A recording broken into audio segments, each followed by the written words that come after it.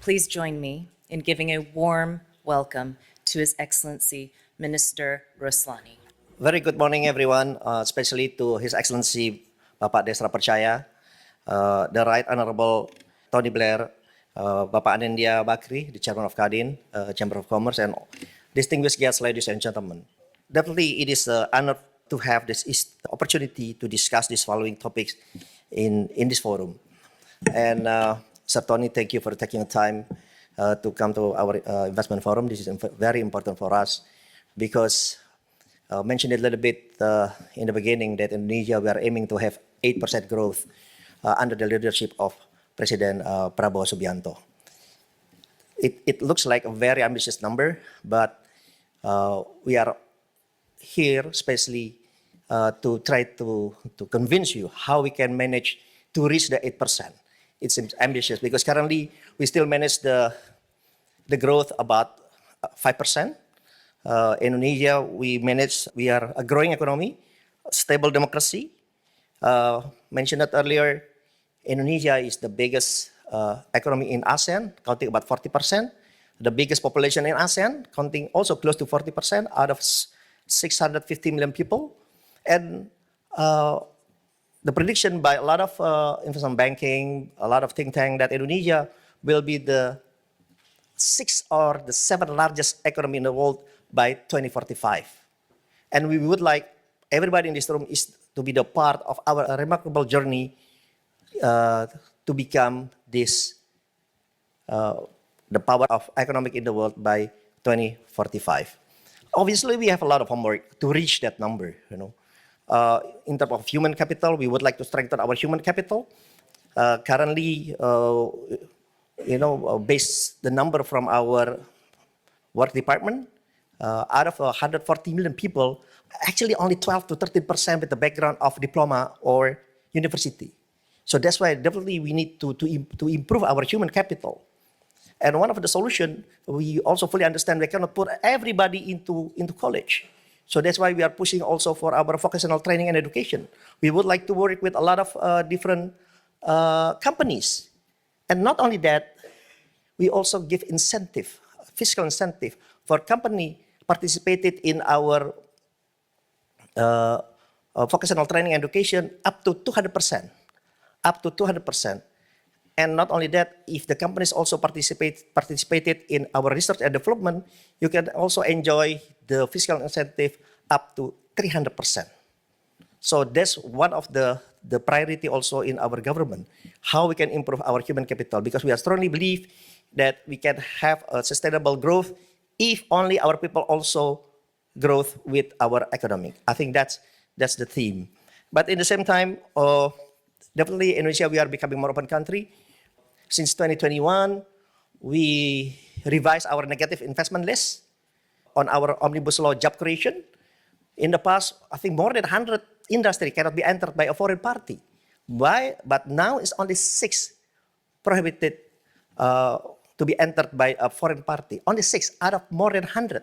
So definitely we are becoming more open country. We simplifying a lot of rules, policy, regulation.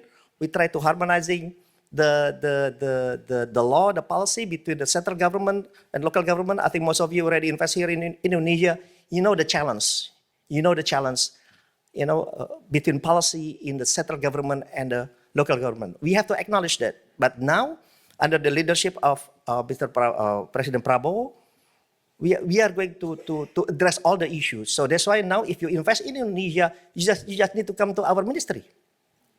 We are going to handle everything. You just need to come to our ministry. And we set up a system already, and hopefully we will announce it early next year about our online single submission 2.0. We said that. So it will include the harmonization of the policy from 18 different ministries to integrated automatically to our ministry. But not only on the ministerial level, but also in the local government level. So hopefully, it will speed up and accelerate all the investment come to Indonesia. Well, mentioning a little bit on the renewable energy, clean energy, we have a huge abundance of potential.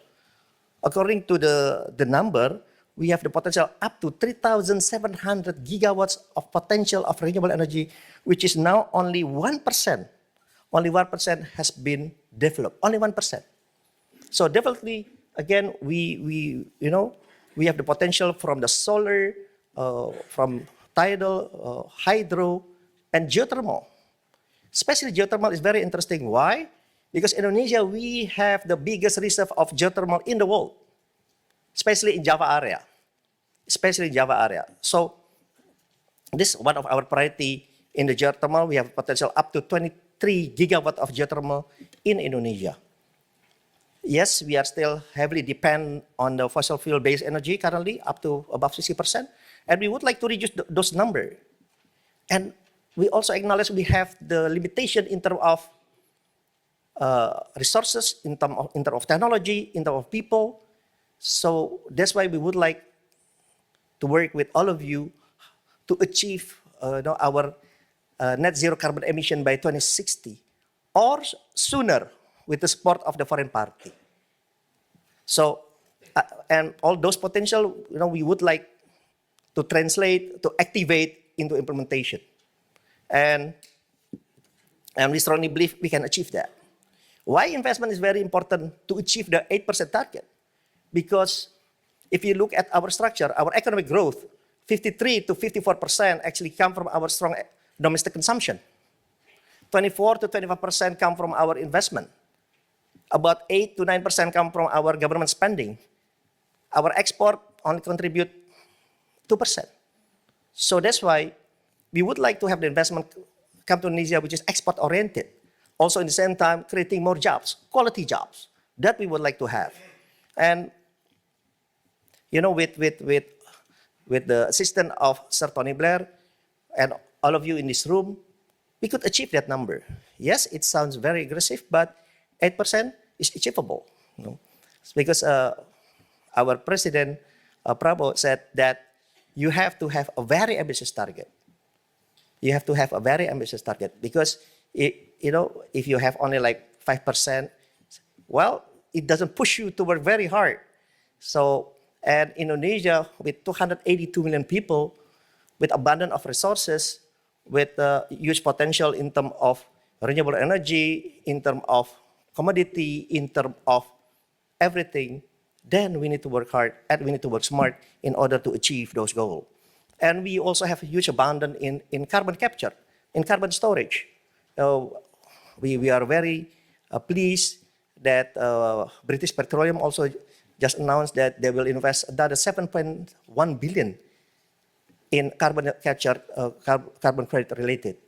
So we would like to have this kind of investment to Indonesia because we would like to reduce our dependency from fossil fuel-based energy to more clean energy.